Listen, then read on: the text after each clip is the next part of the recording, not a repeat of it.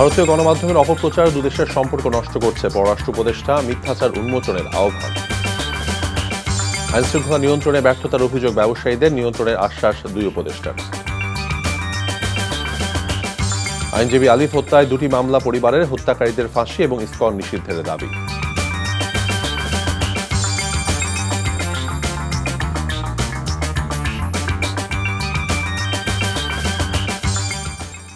আসসালামু আলাইকুম, মেরি তৌফিক হোসেন স্বাগত জানাচ্ছি এনটিভির সকালের খবরে। ক্রাউন সিমেন্ট শিরোনাম দেখছিলেন, এবার বলছি পুরো খবর। ভারতীয় গণমাধ্যম ভয়ঙ্করভাবে বাংলাদেশের বিরুদ্ধে লেগেছে মন্তব্য করে পররাষ্ট্র উপদেষ্টা মোহাম্মদ তৌহিদ হোসেন বলেছেন, এতে দুই দেশের স্বাভাবিক সম্পর্ক নষ্ট হচ্ছে। শনিবার দুপুরে রাজধানীর একটি বেসরকারি বিশ্ববিদ্যালয়ে বাংলাদেশ ভারত সম্পর্ক বিষয়ক এক সেমিনারে তিনি কথা বলেন। সীমান্তে হত্যা নিয়েও ভারতের কঠোর সমালোচনা করেন তিনি। নূর হোসেনের রিপোর্ট। ভারত বাংলাদেশ সম্পর্ক বিষয়ক সেমিনারে বাংলাদেশ নিয়ে ভারতীয় গণমাধ্যমের মিথ্যা প্রচারণায় উষ্মা প্রকাশ করেন পররাষ্ট্র উপদেষ্টা। ভারতীয়দের মিথ্যাচারের বিপরীতে দেশের গণমাধ্যমকে সোচ্চার হওয়ার আহ্বান জানান।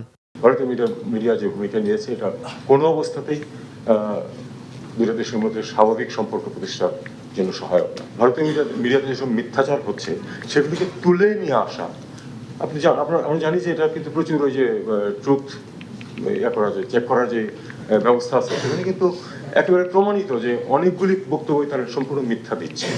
সেগুলিকে আমি মনে করি যে আমাদের মিডিয়া আরেকটু শক্তভাবে উত্থাপন করতে পারে, আরেকটু বেশি কাভারেজ দিতে পারে।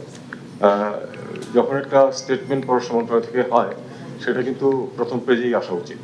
বাংলাদেশ কোনো দেশের নিরাপত্তার জন্য ঝুঁকি নয় উল্লেখ করে তৌহিদ হোসেন হুঁশিয়ারি দেন, জাতীয় স্বার্থে কোনো দেশকেই ছাড় দেওয়া হবে না। সীমান্তে ভারতীয়দের আচরণ নিয়েও ক্ষোভ প্রকাশ করেন তিনি। পৃথিবীর একমাত্র সীমান্ত, যে দেশ দুটো দেশ যুদ্ধরত না, অথচ যেখানে মানুষকে গুলি করে না, পৃথিবীতে কোথাও এটা। কাজে এটাকে অবশ্যই ভারতকে অবশ্যই এই জিনিসটা দেখতে হবে। এটা একটা শক্ত প্রতিবন্ধকতা এবং এটা খুব সহজে দূর করা সম্ভব। জাতীয় ঐক্য না থাকায় দেশ অনেক পিছিয়েছে জানিয়ে পররাষ্ট্র উপদেষ্টা এ বিষয়ে সব রাজনৈতিক দলকে ঐক্যবদ্ধ হওয়ার আহ্বান জানান। নূর হোসেন, এনটিভি নিউজ, ঢাকা।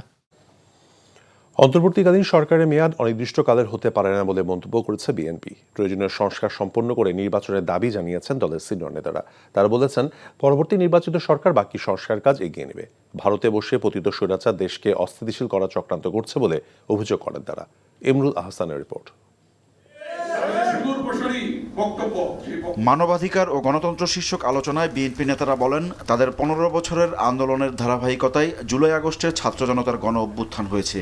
সব খাতকে ধ্বংস করে গেছে স্বৈরাচার শেখ হাসিনার সরকার। এমন মন্তব্য করে তারা বলেন, এজন্য প্রয়োজন সংস্কার। তবে শুধু নির্বাচন কেন্দ্রিক সংস্কারটুকুই করা উচিত অন্তর্বর্তীকালীন সরকারের। এই সরকার হলো সাময়িক সরকার, এরা তো অনির্দিষ্টকালের জন্য থাকতে পারে না।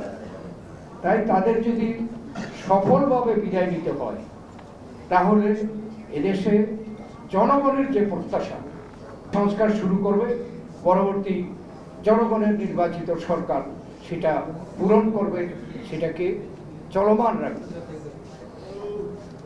তাদের দায়িত্ব হচ্ছে নির্বাচনকে অগ্রাধিকার দেওয়া। পরাজিত ফ্যাসিবাদ দেশকে অস্থিতিশীল করতে নানামুখী চক্রান্ত করছে মন্তব্য করে সতর্কভাবে তা মোকাবেলার আহ্বান জানান বিএনপি নেতারা। এই সরকারের সময় অনেক দাবি নিয়ে হঠাৎ করে কিছু লোক দাবি আদায়ের জন্য সংগ্রামে নামছে। একটু গভীরভাবে দেখলে দেখা যায় যে পিছনে হচ্ছে ওই পতিত সরকারের লোকেরা, এবং তারা গ্রেপ্তার হচ্ছে। চট্টগ্রামে হিন্দু সম্প্রদায়ের পক্ষে আন্দোলন, সেখানে যখন অ্যারেস্ট করা গেল, তখন দেখা গেল পতিত সরকারের লোকরা অ্যারেস্ট। অতএব তারা ষড়যন্ত্র করছে, দেশি বিদেশি ষড়যন্ত্র চলছে। এই ষড়যন্ত্রের মূল হোতা যিনি বলেছিলেন শেখ মুজিবের মেয়ে পালায় না, কিন্তু তার 2-1 দিনের মধ্যেই দেখা গেল সে পালিয়ে গিয়েছে এবং পালিয়ে এখন ষড়যন্ত্র করছে। এদিকে গণফোরামের কাউন্সিলে আমির খসরু মাহমুদ চৌধুরী বলেন, ভোটাধিকার ও গণতন্ত্রের আকাঙ্ক্ষা থেকে অন্তর্বর্তী সরকারকে সহযোগিতা করে যাচ্ছে বিএনপি। এই অন্তর্বর্তীকালীন সরকারের মাধ্যমে আমাকে শান্তিপূর্ণভাবে ক্ষমতা হস্তান্তর করে গণতান্ত্রিক প্রক্রিয়া যাওয়া ছাড়া আর কোনো পথ নাই। এই প্রক্রিয়া যাতে সুস্থভাবে আমরা চালিয়ে নিতে পারি সেই জন্য আমরা একসাথে কাজ করতে হবে। ভারত বাংলাদেশে অস্থিরতা তৈরির চেষ্টা করছে বলে অভিযোগ করেন আমির খসরু। Imrul Hasan, NTV news, Dhaka. নির্বাচন নিয়ে অস্থিরতার কারণে ছাত্র জনতা রাষ্ট্র সংস্কারের দাবি পূরণ হওয়া নিয়ে সংশয় প্রকাশ করেছেন প্রধান উপদেষ্টা প্রেস সচিব শফিকুল আলম। তবে বিএনপির স্থায়ী কমিটির সদস্য আমির খসরু মাহমুদ চৌধুরী বলেন, জাতীয় সরকার গঠন করে সংস্কার করলেই বেশি টেকসই হবে। শনিবার রাজধানীর মহাখালী ব্র্যাক সেন্টারে ন্যাশনাল ডেমোক্রেটিক মুভমেন্ট এনডিএম আয়োজিত রাষ্ট্র সংস্কার বিষয়ক সভায় এসব কথা বলেন তারা। নিয়ামুল আজিজ সাদেকের রিপোর্ট।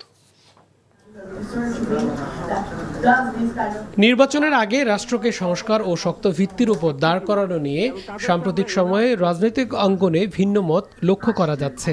এ বিষয়ে প্রধান উপদেষ্টার প্রেস সচিব বলেন, ছাত্র জনতার আকাঙ্ক্ষার রাষ্ট্র সংস্কার না করে নির্বাচন যুক্তিযুক্ত হবে না। আমাদের মধ্যে যে রেস্টলেস মাইন্ডগুলো আবার চারা দিয়ে উঠতেছে, আমরা কি সত্যিকার অর্থে রিফর্মটা করতে পারবো কি করতে পারবো না, এটা এখন বিগ ইস্যু। প্রতিটা ওয়ালে ওয়ালে লেখা আছে রাষ্ট্রটাকে মেরামত করতে হবে। আমরা যদি রাষ্ট্র মেরামতের কোনো আয়োজন না করে, কিছু না করে আমরা চলে যাই, আমাদেরকে এই জেনারেশন বলবে যে তোমরা আমাদেরকে কাঠগড়ায় দাঁড় করাবে। নির্বাচন নিয়ে বিএনপির দাবির পক্ষে যুক্তি তুলে ধরে আমির খসরু বলেন, তাদের 31 দফায় অনেক দলের সংস্কার প্রস্তাবনা আছে। পলিটিক্যাল ডেমোক্রেটিক প্রসেসটা আমাদেরকে অব্যাহত রাখতে হবে। এরকম খালেদা যে একটা ভিশন 2030 দিয়েছে, যেখানে যে দুইটা সংসদের 2টা চেম্বার হবে, 2বারের বেশি প্রধানমন্ত্রী থাকতে পারবে না। সামগ্রিকভাবে সবকিছু এখানে আছে। যদি কিছু না থেকে থাকে আমরা বলেছি we can also discuss that, আলোচনা করে আমরা সেটা আনা যাবে। ভারতীয় আধিপত্যবাদের বিরুদ্ধে অন্তর্বর্তী সরকারকে শক্ত অবস্থান নেয়ার দাবি জানান কয়েকজন বক্তা। কিন্তু বাংলাদেশের মানুষের জন আকাঙ্ক্ষাকে উপলব্ধি করার মতো যে মিনিমাম কূটনৈতিক দক্ষতা ভারতের থাকার কথা ছিল, সেটি কিন্তু নেই। ছাত্র আন্দোলনকে নিয়ে, ইসকনকে নিয়ে যে ধরনের মিথ্যা নিউজ ভারতীয় সংবাদ মাধ্যমে প্রচার করা হচ্ছে, সেগুলোর ব্যাপারে আমাদের জবাব কি? Niamul Aziz Sadek, NTV news, Dhaka.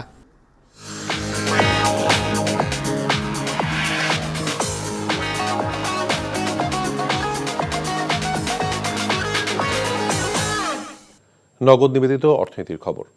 দেশের আইন শৃঙ্খলা পরিস্থিতি ঠিক করতে পুরোপুরি ব্যর্থ হচ্ছে অন্তর্বর্তী সরকার, এমন অভিযোগ করে ব্যবসায়ী নেতারা বলেছেন, অবস্থার উন্নতি না হলে ধ্বংসের দিকে যাবে দেশের ব্যবসা বাণিজ্য।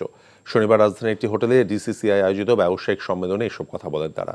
এ সময় বাণিজ্য উপদেষ্টা শেখ বশিরউদ্দিন বলেন, শ্রমিকদের ব্যবহার করে দেশে নৈরাজ্য সৃষ্টির চেষ্টা চলছে, যে বিষয়ে এখন সতর্ক সরকার। হাসানুল শাওনের রিপোর্ট। বেসরকারি খাতে প্রত্যাশা এবং প্রাধান্য বিষয়ে ঢাকা চেম্বারের আয়োজনে এই সম্মেলন, যাতে প্রায় সব বক্তাই উদ্বেগ জানান দেশের আইন শৃঙ্খলা পরিস্থিতি নিয়ে। এছাড়া অর্থনীতির স্বার্থে ব্যাংকিং খাতে শৃঙ্খলা আনার পাশাপাশি মূল্যস্ফীতি নিয়ন্ত্রণের কার্যকর উদ্যোগ নেয়ার পরামর্শ দেন তারা। ল অ্যান্ড অর্ডার সিচুয়েশনটা এখানে I am sorry to say the interim government has been a total failure.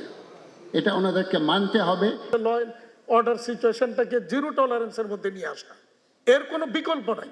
শ্রমিকরা এখন জানে যে যাই কিছু করুক না কেন তাদেরকে কেউ গুলি করবে না বা কিছু করবে না এখন আর। যার কারণে এমন অবস্থা যে দাবি মানে যা আছে সবই তাকে মানতে হবে। ল অ্যান্ড অর্ডারটা তো আমার মনে হয় immediately 30 day we should put a plan together. এটা না হলে ব্যবসায়ীদের জন্য একটা বড় বড় চ্যালেঞ্জ রয়ে যাবে। এটা এখন ফরেন ইনভেস্টরি হোক আর দেশি ইনভেস্টরি হোক। এ সময় বাণিজ্য উপদেষ্টা বলেন, আইন শৃঙ্খলা পরিস্থিতি স্বাভাবিক করার চেষ্টা করছে সরকার। আমাদের যেহেতু শ্রমিকের বেসটা অনেক বড়, যারা এই নৈরাজ্যটা সৃষ্টি করার চেষ্টা করছেন, তারা রাইটলি এটাকে একটা সফট টার্গেট হিসেবে নিয়ে একটা নৈরাজ্য তৈরি করছে। But I am sure you can see a successive improvement of situations and going forward I assure you that you will see better situations. অনুষ্ঠানে অর্থ উপদেষ্টা বলেন, 3-4 মাসেই দেশের সব ঠিক হয়ে যাবে এমনটা প্রত্যাশা করলে সেটা হবে উচ্চাশা। তবে সরকার চেষ্টা করছে বলে জানান তিনি। আপনারা তো হতাশ হবেন না। 15 বছরে যেটা হয়েছে, এখন যদি আপনারা বলেন 3-4 মাসে এসে চিফ অ্যাডভাইজার সালাউদ্দিন সাহেবরা সব করে দেবে, দিস ইজ একটু এক্সপেকটেশনটা একটু লফটি। এছাড়া দেশের স্বার্থে অন্তর্বর্তী সরকারের সংস্কার কার্যক্রমগুলো পরবর্তী রাজনৈতিক সরকারকে এগিয়ে নিতে হবে বলেও জানান doctor Salehuddin Ahmed. Hasanul Shaon, NTV news, Dhaka. সম্প্রতি আদালত প্রাঙ্গণে ঘটে যাওয়া অপ্রীতিকর ঘটনায় আইনজীবীদের আরও দায়বদ্ধ থেকে কাজ করার আহ্বান জানিয়েছেন প্রধান বিচারপতি সৈয়দ রেফাত আহমেদ। শনিবার সুপ্রিম কোর্ট আইনজীবী সমিতি আয়োজিত নবীন আইনজীবীদের কর্মশালায় তিনি আহ্বান জানান। বলেন, আইনের শাসন নিশ্চিত করতে হলে নির্বাহী বিভাগ থেকে বিচার বিভাগকে পুরোপুরি আলাদা করতে হবে। এজন্য সরকারকে আনুষ্ঠানিক প্রস্তাব দেওয়া হয়েছে। বিচারপতি অপসারণের ক্ষমতা এখন সুপ্রিম জুডিশিয়াল কাউন্সিলে ফিরে এসেছে বলেও উল্লেখ করেন তিনি। নবীন আইনজীবীদের সততার সঙ্গে কাজ করার পরামর্শ দেন প্রধান বিচারপতি সৈয়দ রেফাত আহমেদ। বাংলাদেশের সাম্প্রদায়িক সম্প্রীতির এক জ্বলন্ত উদাহরণ, তাই এই মেলবন্ধন কোনোভাবেই নষ্ট হতে দেওয়া হবে না বলে মন্তব্য করেছেন জামায়াত ইসলামীর আমির ডক্টর শফিকুর রহমান। সাতক্ষীরা জামায়াত ইসলামীর কর্মী সভায় কথা বলেন তিনি। দেশবিরোধী ষড়যন্ত্রে সবাইকে সজাগ থাকার আহ্বান জানিয়েছেন তিনি। সাতক্ষীরা প্রতিনিধি SM জিন্নার পাঠানো রিপোর্ট, জানাচ্ছেন জীবন আহমেদ। দীর্ঘ 15 বছর পর সাতক্ষীরা শহরের সরকারি উচ্চ বিদ্যালয় মাঠে জামায়াত ইসলামীর কর্মী সমাবেশ জনসমুদ্রে পরিণত হয়। সমাবেশ শুরু হওয়ার আগে কানায় পূর্ণ হয়ে যায় মাঠ। সমাবেশে জামায়াতের আমির বলেন, যাদের মধ্যে দেশপ্রেম আছে তারা পালিয়ে যায় না, স্বৈরাচার ফ্যাসিস্টরাই কেবল দেশ ছেড়ে অন্যত্র চলে যায়। আমাদের উপর জুলুম করা হয়েছে, আমরা দেশ ছেড়ে কোথাও পালিয়ে যাই। দেশকে যারা ভালোবাসে তারা দেশ ছেড়ে পালিয়ে যেতে পারে না। দেশের প্রতি যাদের দায়বদ্ধতায় তারা যে কোনো সময় দেশকে খোদা হাফেজ বলতে পারে। ষড়যন্ত্র অব্যাহত আছে উল্লেখ করে শফিকুর রহমান বলেন, সবাইকে সতর্ক দৃষ্টি রাখতে হবে যাতে দেশে কোনো নৈরাজ্য তৈরি হতে না পারে। আমাদের আকাশে আজকের মেঘের কথা বলছি না, কালো শকুন এখনো ঘোরাফেরা করতেছে। এই শকুনের দিকে তীর্যক দৃষ্টি রাখতে হবে, কোনো শকুনকে মাটিতে নামতে দেওয়া যাবে। আমরা এমন একটি দেশ চাই যে দেশে মসজিদও পাহারা দেওয়ার প্রয়োজন হবে না, মন্দির এবং মঠ পাহারা দেওয়ার দরকার, গির্জা পাহারা দেওয়া লাগবে না। সকল ধর্মের লোকেরা তাদের আপন আপন ধর্ম তাদের মতো করে শান্তিতে নিরাপত্তার সাথে তারা পালন করবে। সাতক্ষীরা জেলা জামায়াতের আমির উপাধ্যক্ষ শহীদুল ইসলাম মুকুলের সভাপতিত্বে সম্মেলনে বক্তব্য রাখেন দলের কেন্দ্রীয় নির্বাহী পরিষদ সদস্য অধ্যক্ষ মোহাম্মদ ইজ্জতুল্লাহ, কেন্দ্রীয় সাংগঠনিক সম্পাদক মুহাদ্দিস আব্দুল খালেক, সাবেক সংসদ সদস্য Gazi Nazrul Islam. Jibon Ahmed, NTV news desk. Delhi থেকে বাংলাদেশের বিরুদ্ধে পরিকল্পিত ষড়যন্ত্র হচ্ছে অভিযোগ করে বিএনপির সিনিয়র যুগ্ম মহাসচিব রুহুল কবির রিজভী ষড়যন্ত্রকারীদের রুখে দিতে সবাইকে সতর্ক থাকার আহ্বান জানিয়েছেন। শনিবার বিকালে নয়াপল্টনে দলটির কেন্দ্রীয় কার্যালয়ে জাতীয়তাবাদী সাংস্কৃতিক সংগঠন জাসাস আয়োজিত এক অনুষ্ঠানে এই আহ্বান জানান তিনি। দেশে যুগ যুগ ধরে হিন্দু মুসলমান সৌহার্দ্য আর সম্প্রীতি নিয়ে একসাথে বসবাস করছে, হঠাৎ করে ইসকন কেন এত আগ্রাসী তৎপরতা চালাচ্ছে প্রশ্ন রেখে রিজভী আহমেদ বলেন, এসব ষড়যন্ত্রের অংশ। এই ষড়যন্ত্রকারীদের যে কোনো মূল্যে রুখে দেওয়ার আহ্বান জানান তিনি। বাংলাদেশি নাগরিকদের চিকিৎসা না দেওয়ার ভারতীয় ডাক্তারদের এমন ঘোষণা এদেশের মানুষের প্রতি তাদের বিদ্বেষ পোষণের অংশ বলে মনে করেন বিএনপির এই নেতা।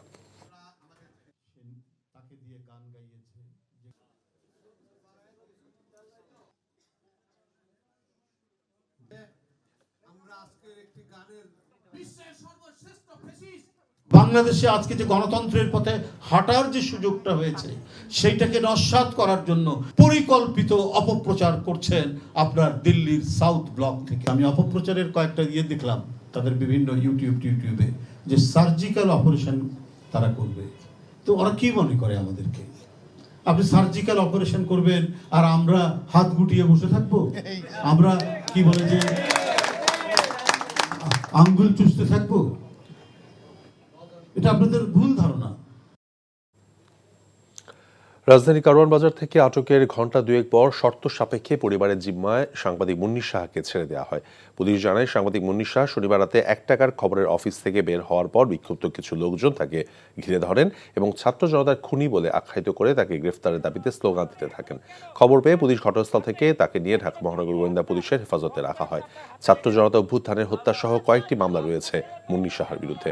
গত 6 অক্টোবর মুন্নির শাহর সব ধরনের ব্যাংক হিসাব জব্দ করে কেন্দ্রীয় ব্যাংকের আর্থিক গোয়েন্দা শাখা Bangladesh financial intelligence unit BFIU। Dhaka reporters unity DRU এর কার্যনির্বাহী কমিটির সভাপতি নির্বাচিত হয়েছেন আবু সালে আকন আর সাধারণ সম্পাদক হয়েছেন মাইনুল হাসান সোহেল। রাজধানীর সেগুনবাগিচায় ডিআরইউ সাগরডুনি মিলনায়তনে শনিবার দিনভর নির্বাচনের ভোট গ্রহণ শেষে সন্ধ্যায় ফলাফল ঘোষণা করেন প্রধান নির্বাচন কমিশনার এম এ আজিজ। ঘোষিত ফলাফল অনুযায়ী ডিআরইউ এর সভাপতি পদে 801 ভোট পেয়ে জয়ী হন দৈনিক নয়া দিগন্ত পত্রিকার আবু সালেহ আকন। আর তার নিকটতম প্রতিদ্বন্দ্বী বাংলাদেশ সংবাদ সংস্থার মুরসালিন নোমানী পেয়েছেন 496 ভোট। ডিআরইউ এর সাধারণ সম্পাদক পদে দৈনিক ইনকিলাবের মাইনুল হাসান সোহেল 548 ভোট পেয়ে বিজয়ী হয়েছেন। তার নিকটতম প্রতিদ্বন্দ্বী 71 টেলিভিশনের শাহনাজ শারমিন পেয়েছেন 364 ভোট। এর আগে সকাল 9টা থেকে 5টা পর্যন্ত উৎসবমুখর পরিবেশে ভোট অনুষ্ঠিত হয়। এই নির্বাচনে মোট 21টি পদের মধ্যে 4টিতে বিনা প্রতিদ্বন্দ্বিতায় প্রার্থীরা বিজয়ী হয়েছেন। বাকি 17টি পদে প্রতিদ্বন্দ্বিতা করেন 31 জন প্রার্থী। ভারতীয় গণমাধ্যমে অপপ্রচার দুদেশের সম্পর্ক নষ্ট করছে পররাষ্ট্র উপদেষ্টা, মিথ্যাচার উন্মোচনের আহ্বান। আইনশৃঙ্খলা নিয়ন্ত্রণে ব্যর্থতার অভিযোগ ব্যবসায়ীদের, নিয়ন্ত্রণে আশ্বাস দুই উপদেষ্টা।